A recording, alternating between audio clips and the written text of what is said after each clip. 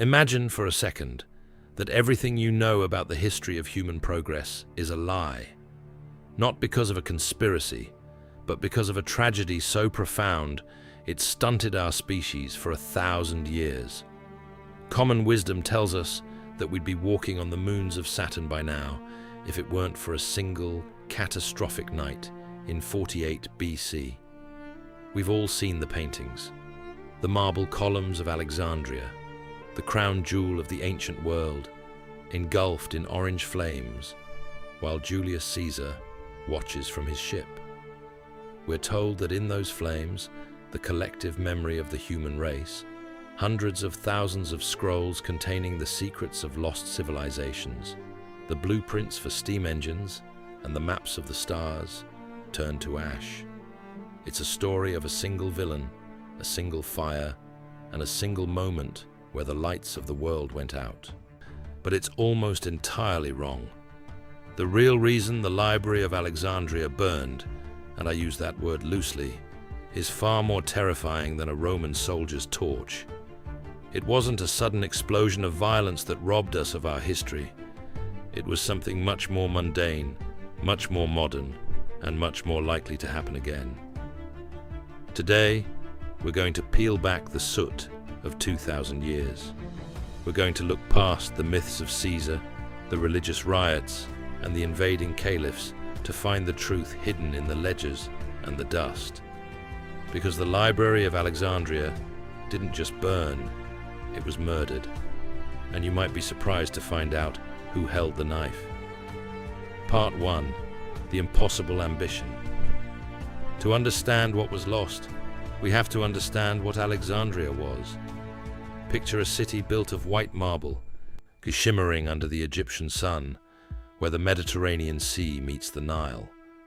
It was the Silicon Valley of the ancient world, but with better architecture.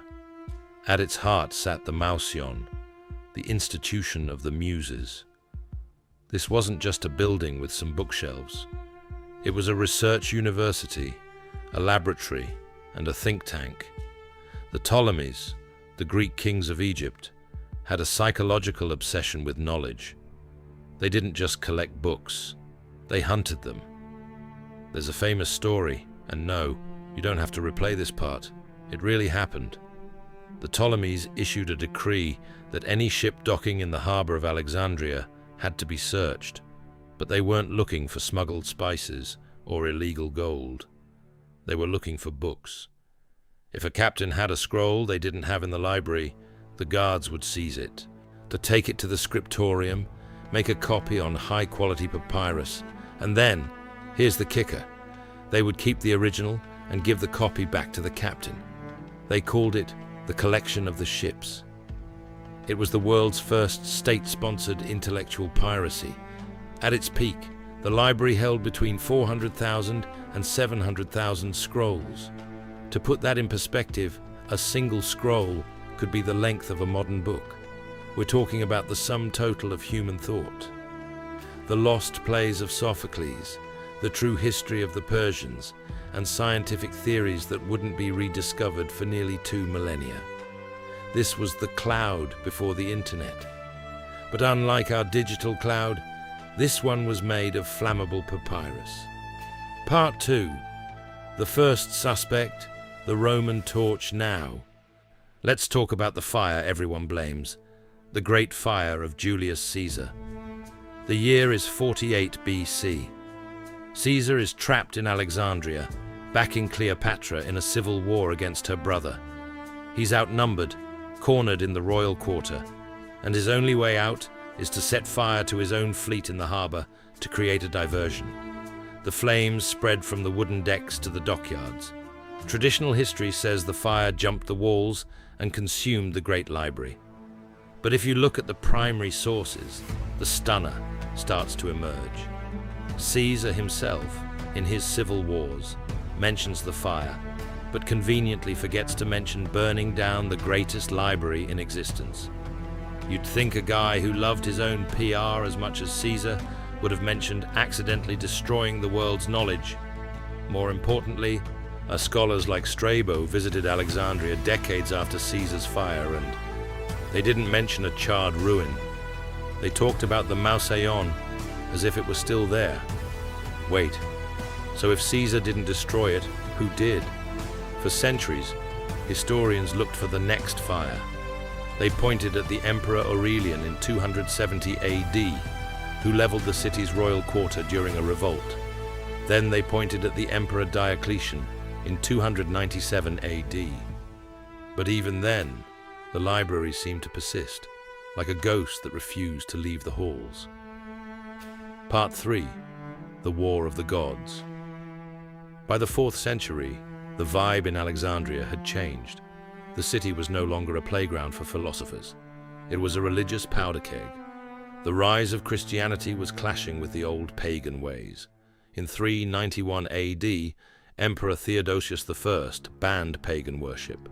And the local bishop, Theophilus, took this as a green light to destroy the Serapeum, a daughter library to the Great Library. We have accounts of mobs of monks smashing statues and burning scrolls. This is the moment often depicted as the final death of ancient learning. You might have seen the movie Agora, where Hypatia, the brilliant female mathematician, is murdered by a mob. It's a heartbreaking scene. But here's the problem with that narrative. The Serapeum was the branch library. Where was the main one? The silence of the historical record at this point is deafening. There is no account of the Great Library being destroyed in 391. It simply wasn't the center of the world anymore. And that brings us to our final suspect, the Arab conquest of 642 AD. There's a legend that the Caliph Omar ordered the scrolls to be used as fuel to heat the city's 4,000 public baths. He supposedly said, "If these books agree with the Quran, they are redundant. If they disagree, they are heresy. Burn them." It's a great story. It's also almost certainly fake, written by a Christian historian 500 years after the fact to make the invaders look bad. If none of these fires were the end, then what actually happened? Part 4. The Stunner. The Death of 1,000 Cuts. Here is the truth that will actually stun you. The Library of Alexandria didn't die in a blaze of glory. It died of budget cuts, neglect, and lack of interest. It's a much scarier ending because it's a quiet one. Think about what it takes to keep a library alive. Papyrus is organic, and in the humidity of a Mediterranean port, it rots. It attracts insects. It becomes brittle. Every few decades, every single one of those 700,000 scrolls had to be manually recopied by a scribe. That requires a massive, ongoing investment. It requires a king who cares about poetry more than he cares about his army. As the Roman Empire grew, Alexandria was no longer the capital of a kingdom. It was a provincial city, used as a breadbasket to feed Rome. The Roman emperors didn't have the same intellectual ego as the Ptolemies. They didn't see the point in funding a bunch of eccentric scholars in Egypt when they had wars to fight on the Rhine. Bit by bit, the funding was slashed. The fellowships for scholars were cancelled. The scribes were laid off. The roof started to leak. When the scholars left because they couldn't afford to eat, they took their favorite scrolls with them. The ones left behind were ignored. They turned to dust in the dark. The library didn't burn. It evaporated. We want there to be a villain. We want to point a finger at Caesar or a religious mob because that makes the loss a tragedy we can understand. If it was a fire, it was an accident or a crime. But if it was neglect, that means it was a choice. It means the ancient world simply decided that the knowledge wasn't worth the cost of the papyrus it was written on. Part 5. What did we actually lose? To truly feel the weight of this, we have to look at the fragments that survived the decay.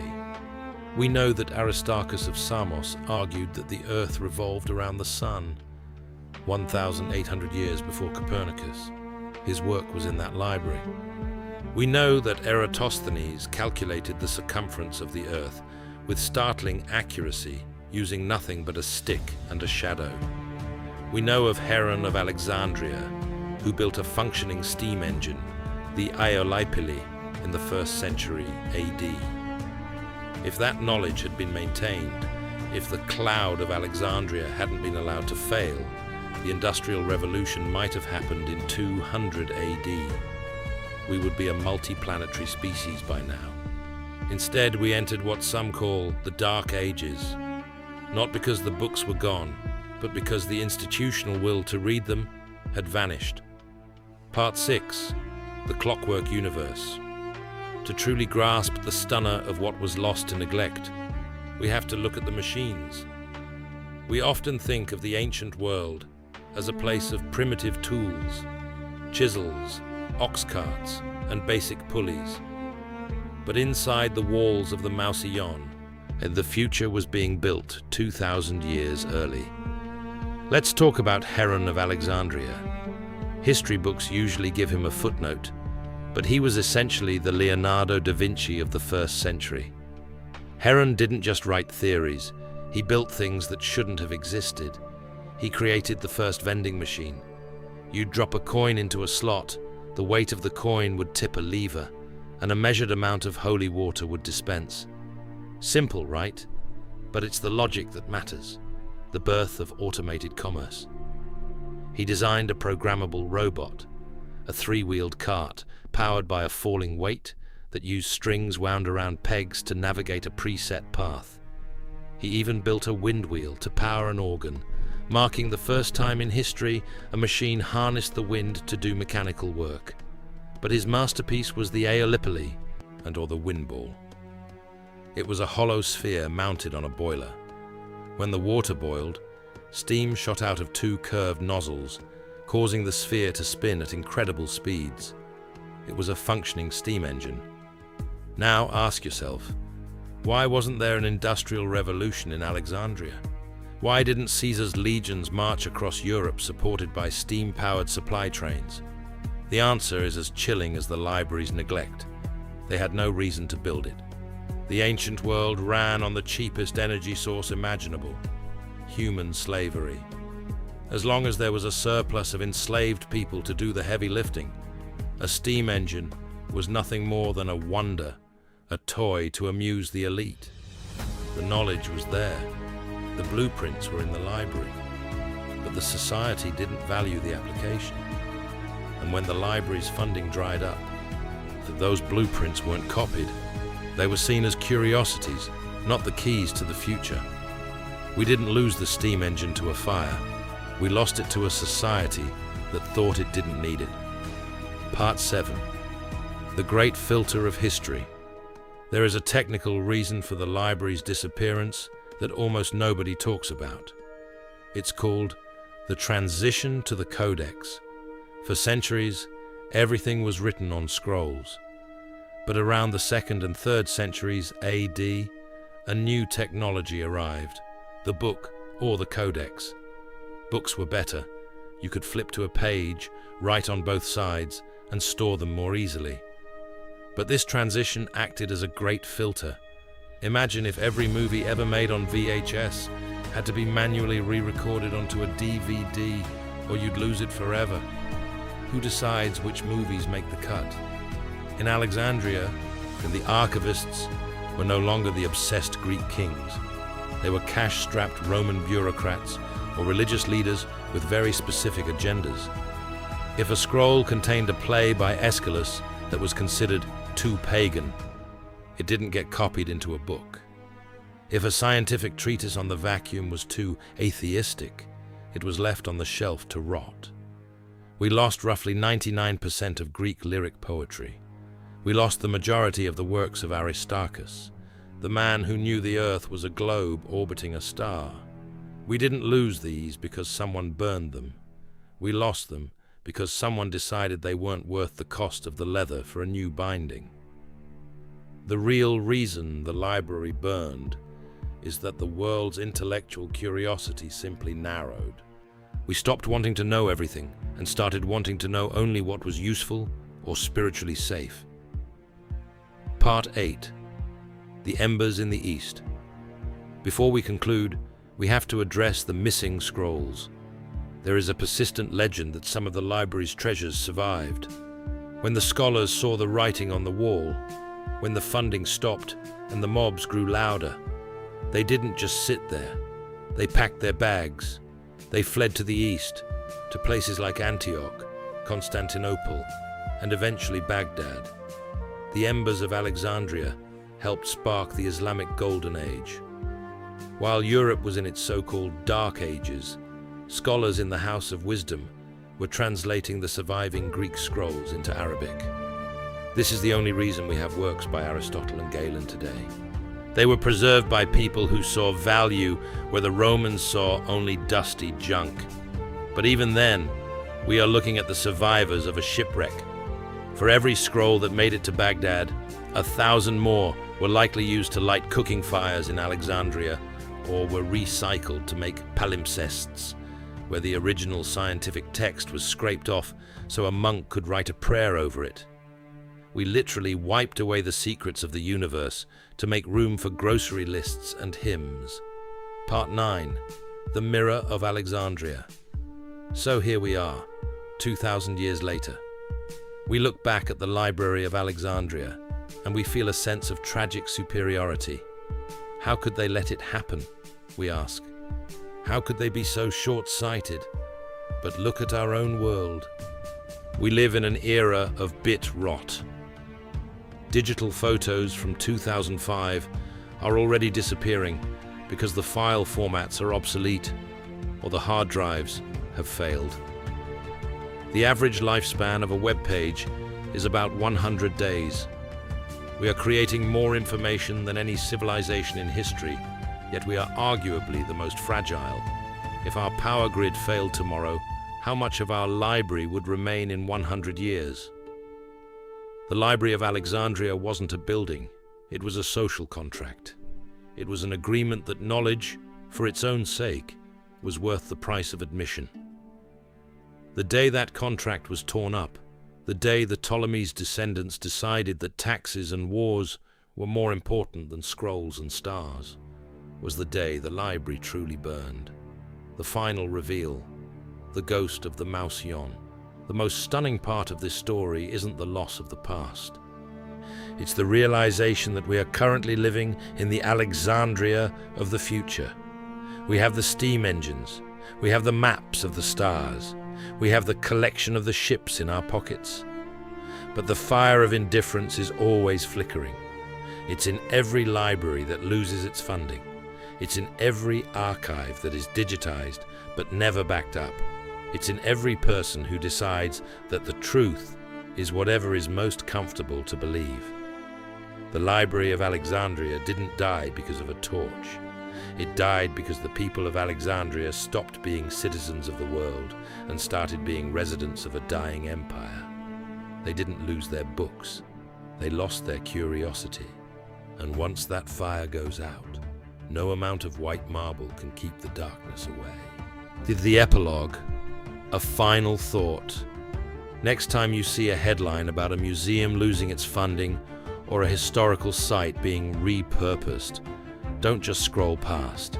Remember the Aeolipoli. Remember the 700,000 scrolls that turned to dust. Because the real reason the Library of Alexandria burned is because nobody bothered to save it. And the question is, will we?